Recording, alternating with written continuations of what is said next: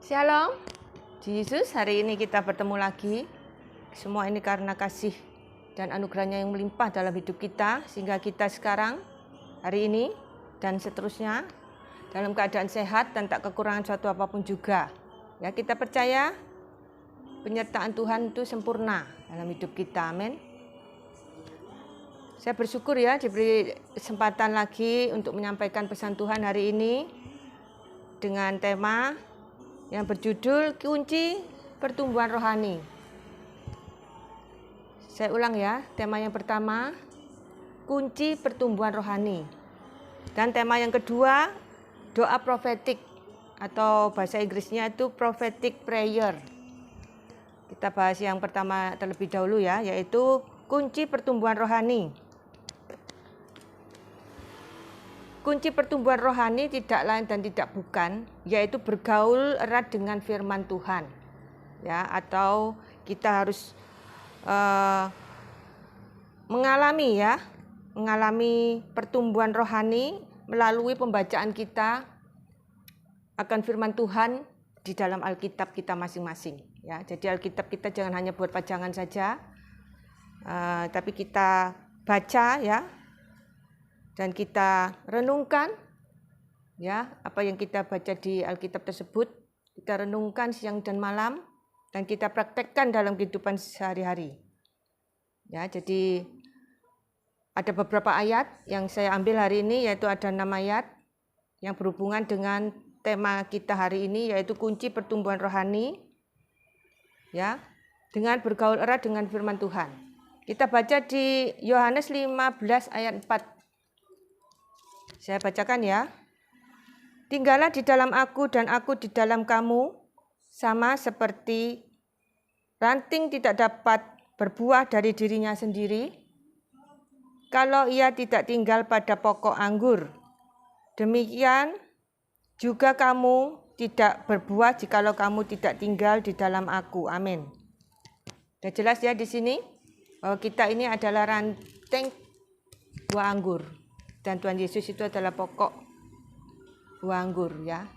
Ranting itu harus melekat erat dengan pokoknya ya. Dalam hal ini perumpamaannya adalah buah anggur. Jadi supaya buah anggur itu berbuah lebat ya, ranting-ranting pohon anggur ini harus melekat erat pada pokok anggurnya atau pohon anggurnya. Ya, karena nutrisi atau zat-zat makanan yang berasal dari pohon anggur tersebut dialirkan ke ranting-rantingnya supaya ranting-rantingnya ini menghasilkan buah. Kalau sampai terputus ya antara ranting dan pohonnya ini, sampai rantingnya itu lepas, itu ranting ini tidak mendapatkan nutrisi, tidak mendapatkan zat-zat makanan dari pohonnya, dia pasti akan kering dan mati ya. Demikian juga kerohanian kita. Ya, kalau kerohanian kita kering, kerontang, ya, karena tidak bergaul erat dengan firman Tuhan, ya, karena pertumbuhan rohani kita mandek atau berhenti lama-lama, ya, lama-lama rohani kita akan mati, dan kita mudah tertipu oleh tipu muslihat iblis. Ya, itu Tuhan tidak menginginkan hal itu terjadi. Oleh sebab itu Tuhan tidak jemu-jemu mengingatkan kita kembali, meskipun kita sudah sering ya mendengar tema ini, tapi tidak ada salahnya ya Tuhan mengingatkan kita kembali akan pentingnya bergaul erat dengan firman Tuhan dalam kehidupan kita sehari-hari ya. Yang selanjutnya yaitu Mazmur 1 ayat 1 sampai 2. Mari kita baca bersama-sama. Saya bacakan ya. Berbahagialah orang yang tidak berjalan menurut nasihat orang fasik, yang tidak berdiri di jalan orang berdosa, dan yang tidak duduk dalam kumpulan pencemooh. Ayat 2, tapi yang kesukaannya ialah Taurat Tuhan, dan yang merenungkan Taurat itu siang dan malam. Amin. Ya, jadi kita dikatakan berbahagia ya, jika kita tidak berjalan menurut nasihat orang fasik, ya, dan tidak berdiri di jalan orang berdosa. Itu yang dimaksud Tuhan berbahagia. Jadi jangan salah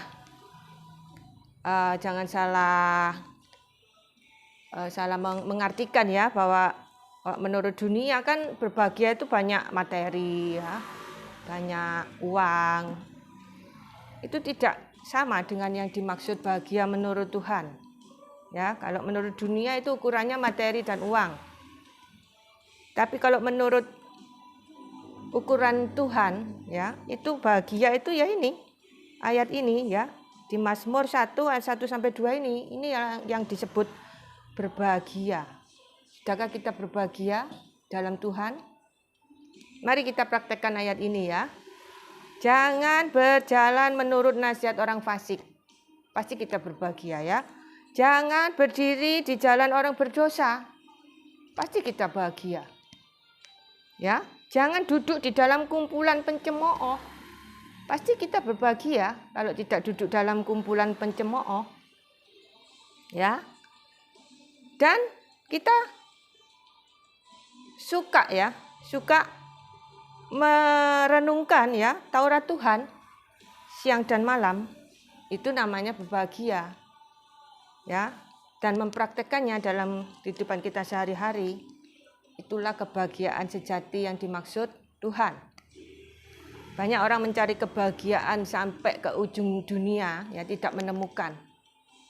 Karena itu kebahagiaan yang ditawarkan dunia itu kebahagiaan semu. Ya. Tapi yang kebahagiaan yang ditawarkan Tuhan ini kebahagiaan yang nyata. Ya, yang diberikan Tuhan secara cuma-cuma. Ya. Yang merupakan anugerah dari Tuhan buat kita yang dikasihinya. Sungguh kita bersyukur ya, kita diberi kebahagiaan yang nyata ya dalam kehidupan kita sehari-hari oleh Tuhan. Jadi kebahagiaan yang dari Tuhan itu tidak sama ya dengan kebahagiaan dari dunia ini. Ya, kebahagiaan yang dari Tuhan itu kebahagiaan yang nyata dan kekal.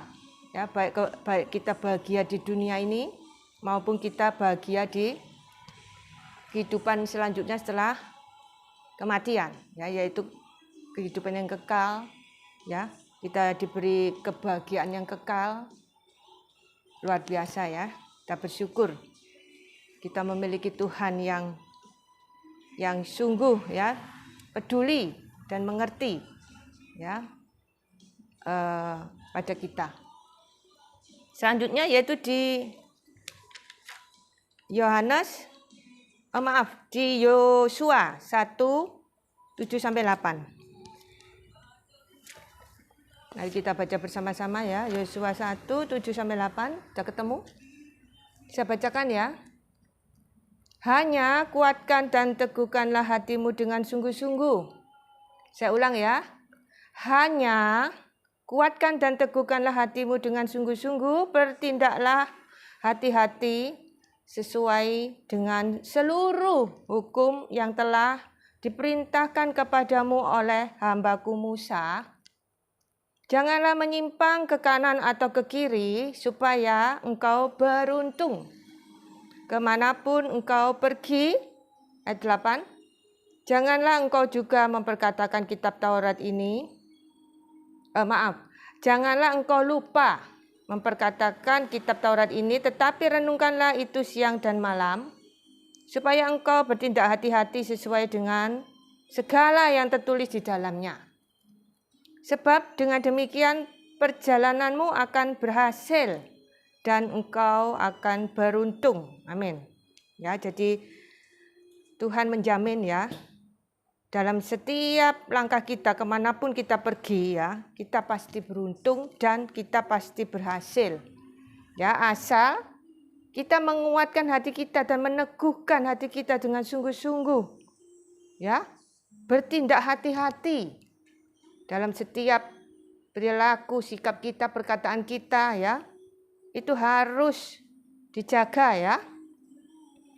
Ya, harus sesuai dengan seluruh perintah Tuhan. Ya, jangan kita menyimpang ke kiri atau ke kanan. Ya, supaya kita menerima janji Tuhan, yaitu kita diberi keberuntungan dan keberhasilan tersebut. Amin.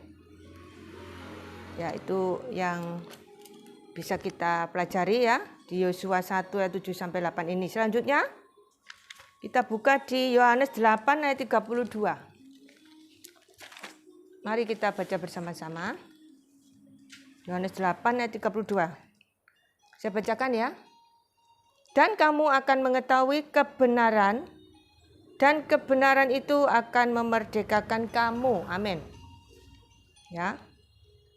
Jadi kalau kita menjaga ya hati kita, hati dan pikiran kita ya, dengan sungguh-sungguh, dengan hati-hati, dan tidak menyimpang ke kiri atau ke kanan, ya, berjalan dalam kebenaran, kita akan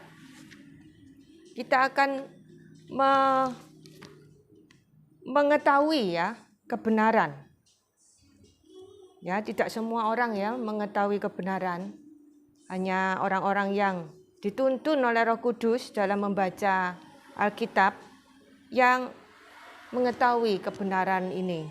Ya, jadi kita dalam membaca firman Tuhan harus minta tuntunan Roh Kudus. Ya, tidak asal membaca saja, supaya kita mengetahui kebenaran yang tersimpan dalam ayat-ayat di Alkitab ini. Kadang ada rahasia yang sulit untuk kita tafsirkan atau untuk kita mengerti, hanya dengan pimpinan Roh Kudus saja baru kita bisa mengerti apa maksud Tuhan ya dengan ayat tersebut. Ya, jadi itu Roh Kudus yang menuntun kita ya untuk mengetahui kebenaran, dan kebenaran itu akan memerdekakan kita. Amin. Ya. Kalau kita sudah menerima atau mengetahui kebenaran, ya, otomatis kebenaran itu memerdekakan kita. Ya, itu suatu pengalaman rohani yang luar biasa ya, yang tidak pernah kita lupakan panjang hidup kita. Ya, kalau kita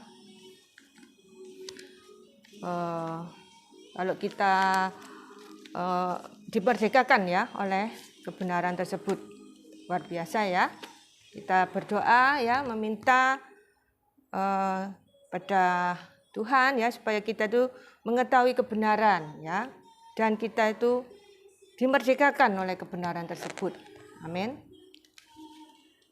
Dan selanjutnya yaitu di Kolose 3 ayat 16. Kita baca bersama-sama ya. Saya bacakan ya. Hendaklah perkataan Kristus diam dengan segala kekayaannya di antara kamu, sehingga kamu dengan segala hikmat mengajar dan menegur seseorang akan yang lain, dan sambil menyanyikan mazmur dan puji-pujian dan nyanyian rohani, kamu mengucap syukur kepada Allah dalam hatimu. Saya ulang ya. Hendaklah perkataan Kristus diam dengan segala kekayaannya di antara kamu, sehingga kamu dengan segala hikmat mengajar dan menegur seorang akan yang lain, dan sambil menyanyikan mazmur dan puji-pujian dan nyanyian rohani, kamu mengucap syukur kepada Allah di dalam hatimu. Amin. Ya, jadi hati kita itu penuh ucapan syukur, penuh nyanyian, penuh pujian, penuh praise and worship. Ya. Jadi pujian dan penyembahan itu sungguh-sungguh dari hati kita, ya. Karena Tuhan melihat hati, ya, tidak melihat penampilan kita, ya, fashionable kita mungkin, dandanan kita yang keren, ya. Tuhan tidak melihat itu. Tuhan hanya melihat hati kita saat kita memuji dan menyembah Dia, ya. Adakah iman, adakah ketaatan dalam hati kita, adakah ucapan syukur yang sungguh-sungguh, ya, dalam hati kita. Itu yang dilihat Tuhan. Selanjutnya yaitu di 2 Timotius 3 ayat 14 sampai 16. Saya bacakan ya. 2 Timotius 3 ayat 14 sampai 16. Agak panjang ya. Tetapi hendaklah engkau tetap berpegang pada kebenaran yang telah engkau terima dan engkau yakini, dengan selalu mengingat orang yang telah mengajarkannya kepadamu. Ayat 15. Ingatlah juga bahwa dari kecil engkau sudah mengenal kitab suci yang dapat memberi hikmat kepadamu dan menuntun engkau kepada keselamatan oleh iman kepada Kristus Yesus. Ayat 16. Segala tulisan yang diilhamkan Allah memang bermanfaat untuk mengajar, untuk menyatakan kesalahan, untuk memperbaiki kelakuan, dan untuk mendidik orang dalam kebenaran. Amin. Ya, jadi itulah yang diajarkan Tuhan ya hari ini.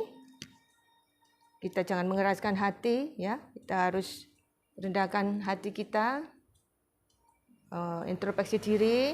Mungkin ada kesalahan atau perbuatan kita ya, perkataan kita, sikap kita selama ini ya menyimpang dari kebenaran. Kita mohon ampunan ya, bertobat. Jangan tunda-tunda untuk bertobat. Tidak ada ruginya kalau kita bertobat secepatnya ya. Jangan ditunda-tunda, nanti kalau kita lupa untuk bertobat ya, kita sendiri yang rugi ya. Jangan menunda-nunda pertobatan. Tuhan selalu menunggu dengan sabar ya. Kita sadar akan dosa-dosa kita ya. Kita menyadari dosa-dosa kita ya. Tuhan sudah memakai berbagai macam cara, memakai siapa saja, apa saja ya untuk menyadarkan kita akan kesalahan kita, akan dosa-dosa kita. Kita kadang itu yang mengeraskan hati ya. Kadang sudah merasa kita itu salahnya di sini. Kita sudah tahu sebenarnya salahnya kita di sini, tapi kita tetap berkeras hati ya, seolah-olah kita tidak bersalah atau merasa tidak bersalah, merasa tidak perlu bertobat ya. Itu tipu muslihat setan ya. Cobalah kita rendah hati ya, mohon ampunan pada Tuhan ya atas dosa kita sekecil apa ya. Kita harus selesaikan, kita harus bereskan ya di hadapan Tuhan. Jangan ada dosa sekecil kerikil pun ya di hadapan Tuhan ya. Kita harus bertobat, kita harus belajar hidup kudus, hidup benar ya di hadapan Tuhan. Kalau kita hidup kudus, hidup benar ya, itu sungguh Tuhan itu tidak lupa ya akan janji-janjinya ya. Tuhan pasti ya memberi kita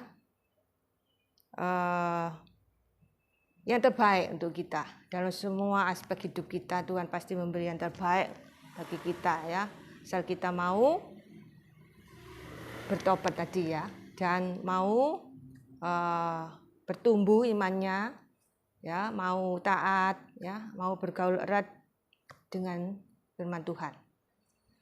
Untuk tema selanjutnya yaitu doa profetik ya, atau prophetic prayer ya.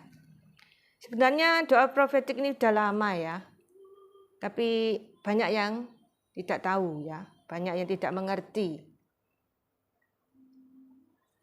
Tuhan mengingatkan kita hari ini ya untuk mempraktekkan ya doa profetik ini dalam kehidupan kita sehari-hari. Bukan berarti doa yang kita panjatkan selama ini salah, bukan ya. Tapi Tuhan ingin mengajak kita belajar ya. Ada saatnya kita melakukan doa profetik ini ya. Jadi ada saatnya kita saat teduh ya, atau kita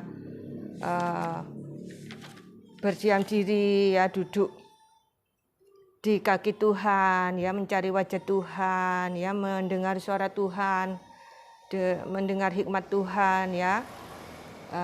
Saat kita berada di kamar, mau tidur, bangun tidur, atau di rumah ibadah ya, kita berdoa seperti pada umumnya, itu bagus ya. Ya, jadi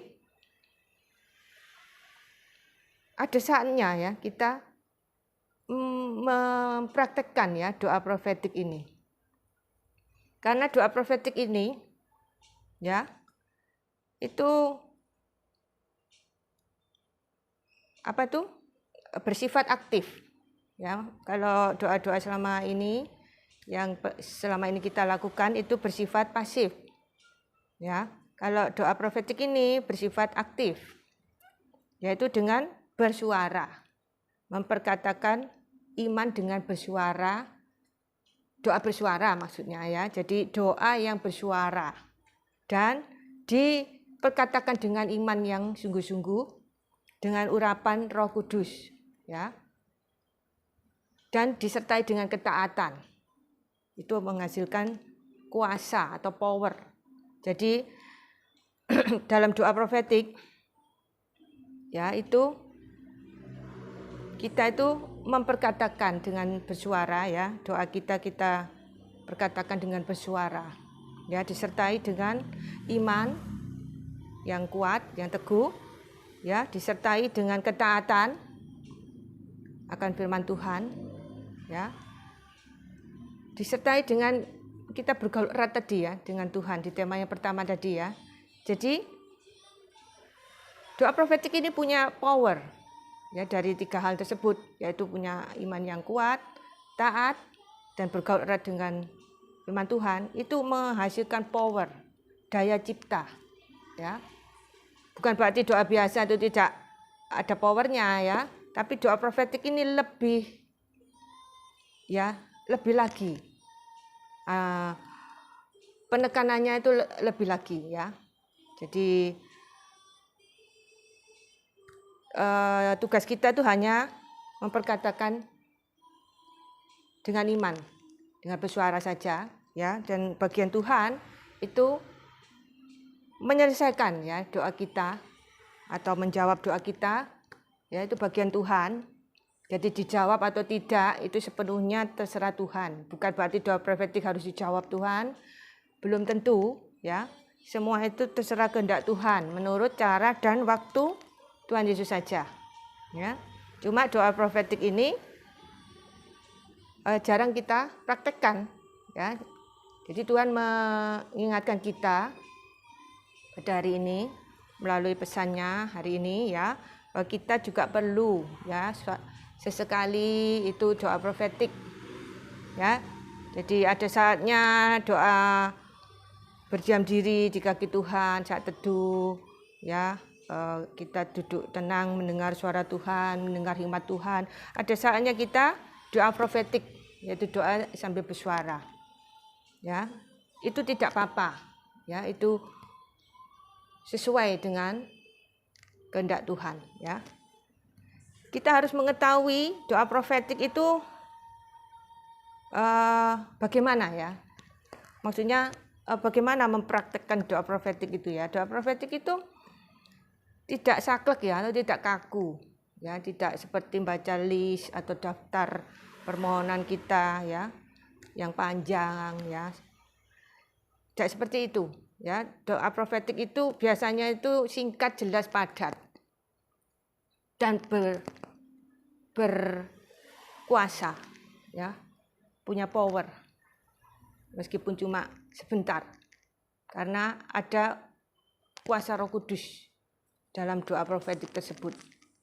Karena biasanya yang mengucapkan doa profetik ini itu biasanya sudah tahu ya, bahwa dia harus punya iman yang teguh, dia harus taat dulu, dia harus bergaul erat dengan firman Tuhan terlebih dahulu, baru dia berani ya menaikkan doa profetik ini. Jadi doa profetik ini tidak sembarangan ya, tidak boleh diucapkan sembarangan. Jadi harus benar-benar memenuhi ya 3 hal ini ya. Bukan berarti doa biasa itu boleh diucapkan sembarangan, bukan begitu ya. Doa biasa pun juga harus diucapkan dengan iman ya, hidupnya harus taat, hidup kita harus taat ya pada firman Tuhan, harus bergaul erat juga ya pada firman Tuhan ya. Jadi doa profetik itu ya, ciri-cirinya itu ya, kalau kita memperkatakan doa profetik tersebut ya, itu kita tuh menguatkan iman orang lain, menguatkan iman yang mendengarkan. Itu manfaat dari doa profetik ini. Selain itu juga mendorong ya orang lain yang mendengarkan doa profetik kita itu untuk berubah menjadi lebih baik dan lebih baik dan lebih baik lagi. Ya. Karena orang yang kita doakan profetik tersebut ya, itu pasti mengalami proses ya, meskipun tidak langsung celing, langsung jadi berubah gitu ya, tapi saat kita berdoa profetik untuk seseorang, orang itu sudah mengalami proses ya, proses menjadi lebih baik. Itu kita imani ya. Dan doa profetik itu juga ya bisa membangun ya, membangun kerohanian orang lain. Ya sama ya dengan yang pertama tadi ya, menguatkan iman orang lain. Juga yang ketiga ini juga membangun iman orang lain. Ya. Dan yang keempat yaitu menjadikan sesuatu yang tidak ada menjadi ada. Itu doa profetik. Ya, jadi kita harus tahu terlebih dahulu ya, jadi manfaat doa profetik itu menguatkan iman orang lain, mendorong orang lain untuk menjadi lebih baik dan lebih baik lagi, membangun iman orang lain, dan yang terakhir menjadikan sesuatu atau punya kuasa menjadikan sesuatu yang tidak ada menjadi ada ya. Mempunyai kuasa daya cipta. Itu kuasa dari Roh Kudus. Bukan dari diri kita sendiri tentunya ya, jangan salah paham. Jadi kuasa itu dari Tuhan Yesus saja. Kuasa itu dari Roh Kudus. Ya. Jadi bagian kita itu cuma memperkatakan iman ya dengan bersuara. Saat kita menaikkan doa profetik itu kita akan berdoa bersuara. Ya, itu bagian kita. Diimani, kita taat, kita bergaul erat dengan firman Tuhan, itu bagian kita. Dan bagian Tuhan itu menyelesaikannya. Menyelesaikan doa profetik kita sesuai dengan waktu dan cara Tuhan Yesus saja. Ya. Sudah mengerti ya sekarang doa profetik ya. Contoh ya, doa profetik itu bisa dilakukan di mana saja ya. Bisa dilakukan di rumah dengan anggota keluarga kita, atau di tempat kerja kita dengan teman sekerja kita, atau di gereja dengan teman gereja kita. Misal di rumah ya, kita perkatakan pada pasangan kita, suamiku, kamu ini suami yang diurapi Tuhan, gitu ya. Atau istriku, kamu ini istri yang diurapi Tuhan. Atau ketemu anak di rumah, katakan pada anak kita, anakku, kamu adalah anak yang diurapi Tuhan. Tuh, ketemu dengan teman sekerja kita di kantor, ya, katakan, kamu adalah pekerja yang diurapi Tuhan, ya. Atau katakan pada teman gereja, misalnya ada bagian bagian musik, pemain musik. Katakan di gereja ya, dengan santai gitu ya. Misal kita ngomong, salam, kamu adalah pemain musik yang diurapi Tuhan. Amin gitu ya. Atau pada WL mungkin, teman kita itu bagian WL. Waktu ketemu dengan teman kita yang WL itu, kita katakan, shalom, kamu WL yang diurapi Tuhan. Itu mendorong ya, menguatkan, membangun ya seseorang untuk jadi lebih baik dan lebih baik lagi. Suami kita, pasangan kita ya.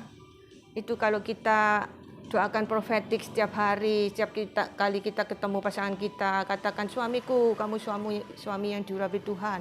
Istriku, kamu istri yang diurapi Tuhan. Tiap hari ketemu kita katakan seperti itu. Nanti pasangan kita itu bisa menjadi lebih baik, menjadi ayah yang lebih baik, ya, ayah yang bijaksana, ya, ayah yang sangat mengasihi keluarganya, ya, bertanggung jawab. Seorang istri juga kalau doakan profetik tiap hari, kamu istri yang diurapi Tuhan. Ya, istriku, kamu istri yang diurapi Tuhan. Misalnya suaminya kan mengatakan seperti itu pada istrinya, itu nanti lama-lama istrinya itu jadi seorang ibu yang handal, ya, seorang istri yang baik, ya, seorang ibu yang bertanggung jawab pada urusan rumah tangga, bisa mengatur rumah tangga dengan baik, ya, itu ada peningkatan, ya, kepada kesempurnaan. Jadi kita menuju ke yang lebih baik dan lebih baik dan lebih baik, terus diproses menjadi sempurna seperti Tuhan Yesus, ya, sempurna. Kita kan adalah serupa dan segambar dengan Tuhan Yesus, artinya kita harus belajar lebih baik sampai kita menjadi sempurna seperti Tuhan Yesus. Ya, itu butuh pembelajaran, ya, butuh proses yang tidak mudah tentunya, ya. Tapi kita pasti diberi kekuatan, ya, diberi kemampuan, dimampukan oleh Roh Kudus sehingga kita boleh berproses, ya, jadi lebih baik dan akhirnya sempurna, ya, seperti Tuhan Yesus kita sempurna. Amin. Kalau mengandalkan kekuatan kita sendiri tentu sulit, ya, untuk menjadi sempurna seperti Tuhan Yesus. Tapi kalau kita diberi kekuatan oleh Tuhan Yesus, ya, dimampukan oleh Tuhan Yesus, lama-lama kita pasti bisa, ya, menjadi sempurna seperti Tuhan Yesus. Jadi waktunya tidak sama tiap orang, ya. Ada yang diproses Tuhan itu ada yang lama, ada yang sebentar, ya. Tidak sama tiap orang itu, ya. Kita harus belajar mau, ya, dibentuk, mau diproses meskipun sakit, ya. Kita tetap, ya, mengandalkan Tuhan dalam segala hal, ya, menaruh harap kita sepenuhnya pada Tuhan. Ya, percaya Tuhan sanggup melakukan apapun juga yang terbaik untuk kita. Amin.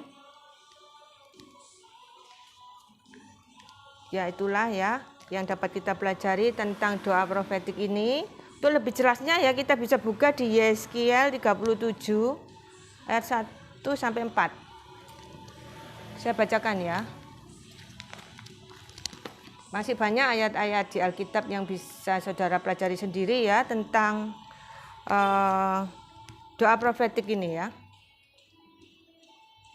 Kita buka di Yeskiel 37 1 sampai 4, saya bacakan, ya. Perikopnya itu kebangkitan Israel. Sebenarnya ini ayat 1 sampai 14, ya, tapi saudara baca sendiri, ya. Yang selanjutnya sampai ayat 14, saya hanya baca sampai ayat 4 saja, ya. Lalu kekuasaan Tuhan meliputi aku dan Ia membawa aku keluar dengan perantaraan Roh-Nya dan menempatkan aku di tengah-tengah lembah, dan lembah ini penuh dengan tulang-tulang. Ayat 2. Ia membawa aku melihat tulang-tulang itu berkeliling-keliling dan sungguh amat banyak bertaburan di lembah itu. Lihat, tulang-tulang itu amat kering. Ayat 3. Lalu ia berfirman kepadaku, hai anak manusia, dapatkah tulang-tulang ini dihidupkan kembali? Aku menjawab, ya Tuhan Allah, Engkaulah yang mengetahui. Ayat 4. Lalu firman-Nya kepadaku, bernubuatlah mengenai tulang-tulang ini dan katakanlah kepadanya, hai tulang-tulang yang kering, dengarlah firman Tuhan. Amin. Ya, jadi di ayat ini, ya, kita bisa belajar, ya, jadi seseorang yang mengucapkan doa profetik, ya, itu harus dipenuhi oleh Roh Kudus terlebih dahulu, ya, dan hidupnya harus taat pada firman Tuhan, ya, dan mempunyai iman yang kuat dan bergaul erat dengan firman Tuhan, ya, baru bisa menaikkan doa profetik ini. Ya, jadi doa profetik ini tidak asal-asalan saja diucapkan ya, tapi harus dengan 3 hal ini harus terpenuhi terlebih dahulu. Ya, jadi kita boleh mengerti ya sekarang.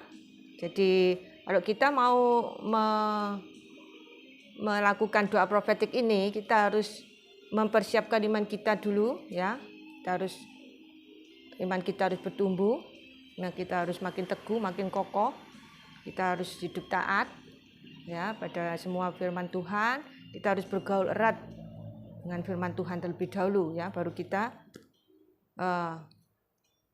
kita menaikkan doa profetik kita tersebut. Jadi kita harus berdoa bersuara ya. Doa profetik itu kalau doa biasa kan dalam hati ya, tidak sampai terdengar ya doa kita oleh orang lain ya. Hanya kita sendiri yang tahu isi doa kita. Kalau doa profetik itu kita bersuara ya. Orang lain bisa mendengar doa kita. Ya, dan doa kita itu punya power, punya kuasa ya untuk membuat yang tidak ada menjadi ada ya dengan kuasa Roh Kudus. Ya, jadi kalau doa yang tidak bersuara itu juga punya kuasa ya, tapi tidak terdengar oleh orang lain. Dan terbatas ya, dilakukannya itu tidak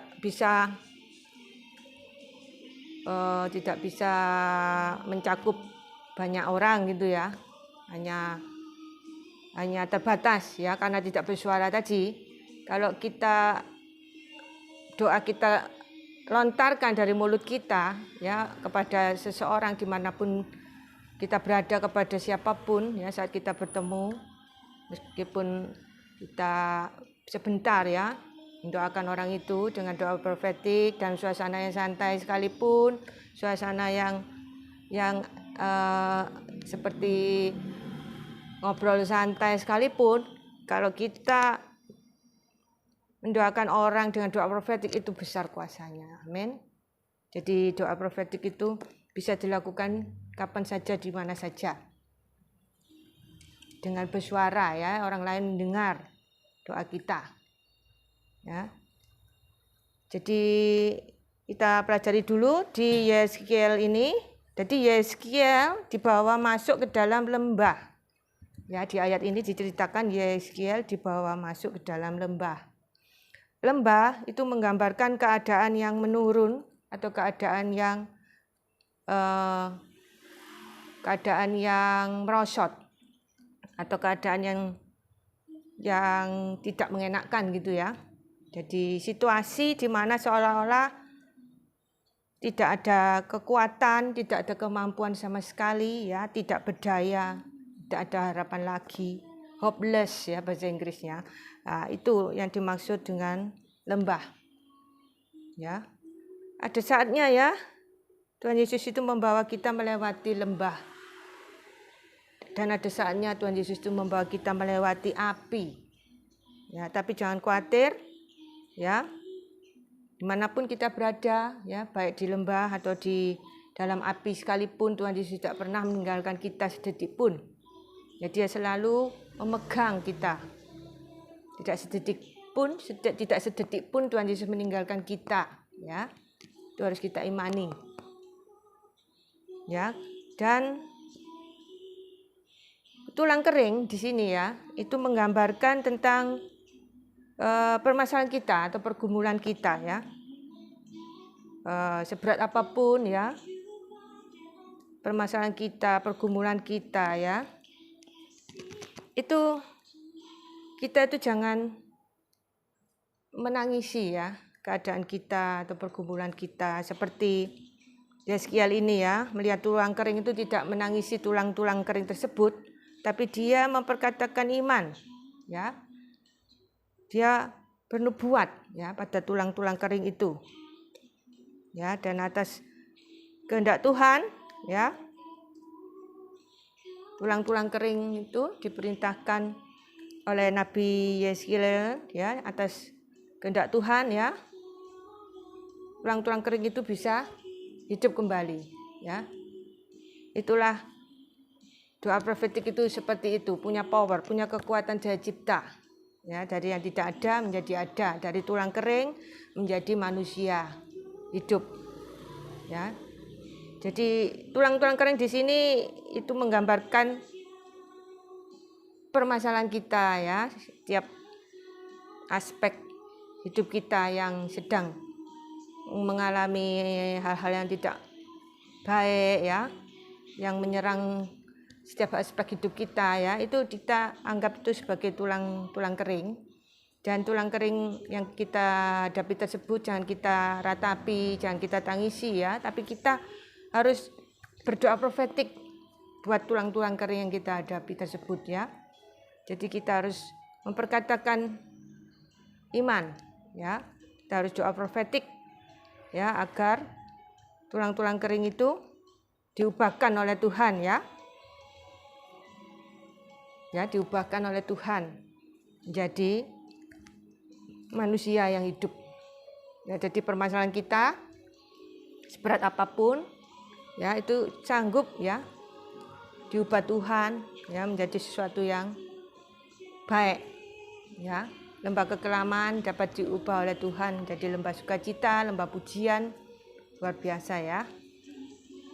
Kutuk dapat diubah Tuhan menjadi berkat. Apa yang tidak bisa diubah oleh Tuhan, ya, Tuhan sanggup melakukan apapun juga. Amin. Saya mau kesaksian sebentar, ya.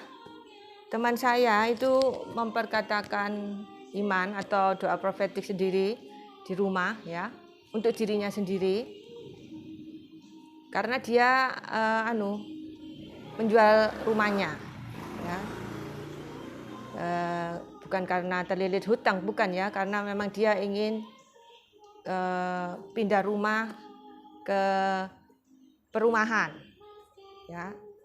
Kan teman saya itu rumahnya bukan di perumahan gitu, ya, tapi dia ingin pindah ke perumahan. Jadi dia berencana menjual rumahnya tersebut. Ya, dia berkatakan profetik tiap hari. Aku percaya, ya, rumahku ada pembeli gitu, ya. Aku percaya rumahku cepat laku. Aku percaya rumahku cepat terjual. Terus dia berkatakan profetik seperti itu sambil bersuara loh. Tapi dia mendoakan dirinya sendiri, mendoakan rumahnya. Ya, di kamar itu dia tuh doa profetik sambil bersuara sendiri. Ya, jadi doa profetik itu bisa untuk diri sendiri, juga bisa untuk orang lain. Meskipun tidak ada siapa-siapa, ya, kita berdoa bersuara sendiri di kamar itu juga bisa, ya, dilakukan. Akhirnya dalam waktu sekitar 1 bulan sejak dia berdoa profetik itu, ya, 1 bulan kemudian atau sekitar 1,5 bulan mungkin, ya, itu rumahnya laku, ya. Cara logika itu tidak masuk akal. Bukan karena rumahnya banyak hantunya, ya, bukan. Karena rumahnya itu nilainya itu besar sekali, ya, dan tidak semua orang punya uang sebesar itu, ya. Jadi mustahil kalau dalam waktu 1,5 bulan itu bisa laku, ya. Saya tidak sebutkan nilainya, tidak enak nanti, ya. Pokoknya rumahnya ini nilainya seperti rumah artis itu loh, ya. Jadi secara logika kalau di kota kecil itu sulit lakunya, ya, kalau rumah seharga rumah artis itu, ya. Jadi teman saya itu rumahnya itu yang nilainya itu besar itu bersyukur, ya, karena dalam waktu yang lumayan cepat, ya, rumahnya bisa terjual dengan harga yang sepantasnya, ya. Jadi dia bersyukur dia bisa pindah ke rumah di perumahan yang seperti dia inginkan. Itulah bukti, ya, bahwa doa profetik itu memang ada kuasa, ya, ada power. Tapi itu juga atas kehendak Tuhan, ya, rumah teman saya laku. Jadi semua kembali pada kehendak Tuhan. Meskipun kita doa profetik, kalau tidak sesuai dengan kehendak Tuhan, ya, tidak akan terjadi apa-apa. Jadi semua kembali ke seizin Tuhan atau sesuai kehendak Tuhan atau tidak. Kalau Tuhan mengizinkan, ya, doa profetik kita pasti terkabul ya. Tapi waktu dan caranya sesuai Tuhan Yesus saja. Tidak sesuai kehendak kita tentunya ya. Dan kita harus menunggu dengan sabar sampai doa profetik kita terkabul. Ya, kita menunggu dengan iman. Jangan sampai kita kehilangan iman saat menunggu doa profetik kita dijawab. Ya. Karena tiap orang itu tidak sama jawaban Tuhan itu. Bisa beberapa hari dijawab, bisa beberapa bulan, beberapa minggu, kadang beberapa tahun. Jadi harus sabar menunggu dengan iman. Ya, jangan sampai kita kehilangan iman. Ya, itulah pesan Tuhan hari ini. Ya, saya berdoa ya supaya apa yang Tuhan sampaikan hari ini bisa kita mengerti dan tertanam di hati kita dan kita praktekkan ya dalam kehidupan kita sehari-hari. Kita belajar ya, belajar untuk mendewasakan ya rohani kita dengan bergaul erat dengan firman Tuhan ya. Kita belajar untuk taat, kita belajar untuk menumbuhkan iman kita ya, supaya iman kita makin teguh. Kita belajar untuk berjalan dalam kebenaran, hidup takut akan Tuhan, ya, minta hikmat Tuhan, dipimpin oleh Roh Kudus setiap hari. Ya, itu pesan Tuhan hari ini. Saya akhiri acara saksian hidup saya yang ke-14 hari ini. Terima kasih sudah mengikuti acara ini dari awal sampai akhir. Biar nama Tuhan saja yang ditinggikan dan dipermuliakan melalui acara ini. Tuhan Yesus memberkati. Shalom.